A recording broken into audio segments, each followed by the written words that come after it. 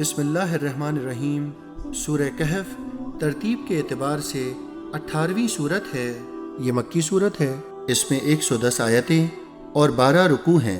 اس سورت کا شان نزول یہ نقل کیا گیا ہے کہ مکہ مکرمہ کے کچھ سرداروں نے 2 اشخاص مدینہ منورہ کے یہودی علماء کے پاس یہ معلوم کرنے کے لیے بھیجے کہ توریت اور انجیل کے یہ علماء نبی اکرم اشرف الانبیاء صلی اللہ علیہ وآلہ وسلم کے دعوی نبوت کے بارے میں کیا کہتے ہیں۔ یہودی علماء نے ان سے کہا کہ آپ حضرت محمد مصطفیٰ صلی اللہ علیہ وآلہ وسلم سے 3 سوالات کیجئے۔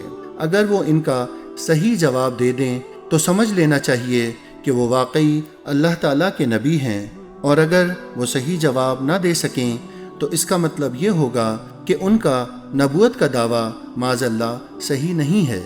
پہلا سوال یہ تھا کہ ان نوجوانوں کا وہ عجیب واقعہ بیان کریں جو کسی زمانے میں شرک سے بچنے کے لیے اپنے شہر سے نکل کر کسی غار میں چھپ گئے تھے۔ دوسرے، اس شخص کا حال بتائیں جس نے مشرق سے مغرب تک پوری دنیا کا سفر کیا تھا۔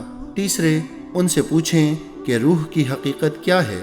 چنانچہ یہ دونوں شخص مکہ مکرمہ واپس آئے اور اپنی برادری کے لوگوں کو ساتھ لے کر انہوں نے حضور اکرم صلی اللہ علیہ وآلہ وسلم سے یہ 3 سوال پوچھے۔ تیسرے سوال کا جواب تو سورہ بنی اسرائیل کے آخر میں آ چکا ہے، اور پہلے 2 سوالات کے جواب میں یہ سورت نازل ہوئی، جس میں غار میں چھپنے والے نوجوانوں کا واقعہ تفصیل سے بیان فرمایا گیا ہے، اور انہی کو اصحاب کہف کہا جاتا ہے۔ کہف عربی میں غار کو کہتے ہیں۔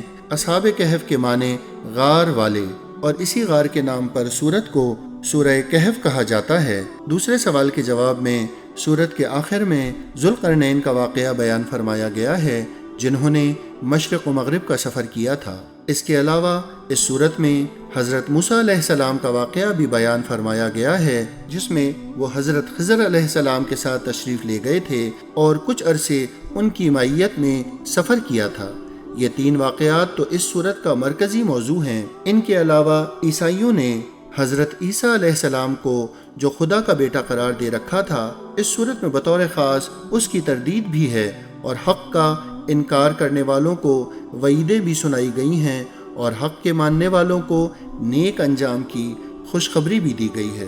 سورہ کہف کی تلاوت کے کئی فضائل احادیث مبارکہ میں آئے ہیں۔ خاص طور پر جمعے کے دن اس کی تلاوت کی بڑی فضیلت آئی ہے، اور اس لیے بزرگان دین کا معمول رہا ہے کہ وہ جمعے کے دن اس کی تلاوت کا خاص اہتمام کرتے تھے۔